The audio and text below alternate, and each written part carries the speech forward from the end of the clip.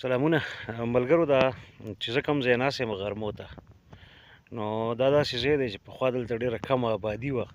او د ځمکې په سر باندې به اوبه وي. اوس دلته خلک بور کویان وایي او هغه هم ناکام کېږي،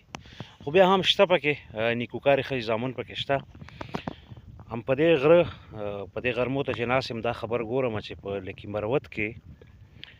مولوي مشکات الله یو بل مولوي صاحب چې کوم دی مولوي ممتاز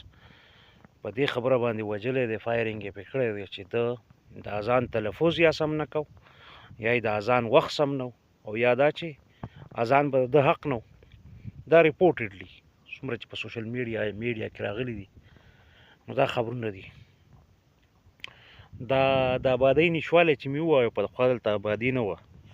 نو څومره چې انسانان ډېرېږي زموږ په معاشره کې د بدمرغنو افرادو تفریط ورته وایو که نه انتها پسندي ورته وایو،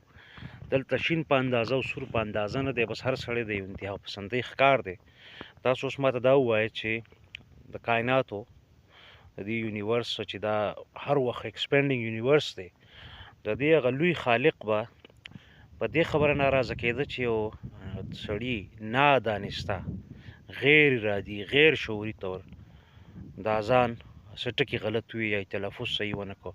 یا د یو کس په ځای باندې بل وکړو یا یې بې وخته وکړو، په دې به ډېر ناراضه کېږي که نه په مرګ چې د کلاشنکوف د ګولۍ نه یا د تورې د سر نه سړی تېرېږي. خو دا هغه کامن انډرسټینډینګ دی چې موږ یې نه انډرسټینډ کوو. بیا هم شته پکې د نیکوکارې ښځې زامن پکې شته، خو زیات د هغه مغوړي د لوړنې ښځې مغوړي دي چې معمولي خبرې موږ نه انډرسټینډ کوو موږ ټول، او د افرادو تفریط نه کار اخلو، د انتها پسندۍ نه کار اخلو. بس دغه لږ ډېر فکر مې و. بختي رحمان صاحب د خدای ژوندی لري د پښتو ټکو ته یې ژوند ورکړی دی، داسې ټکي چې هغه استعمال یې ترک شوی و هغه بختي رحمان صاحب را ژوندی کړي دي. کور دې ودان وي د بختي رحمان صاحب.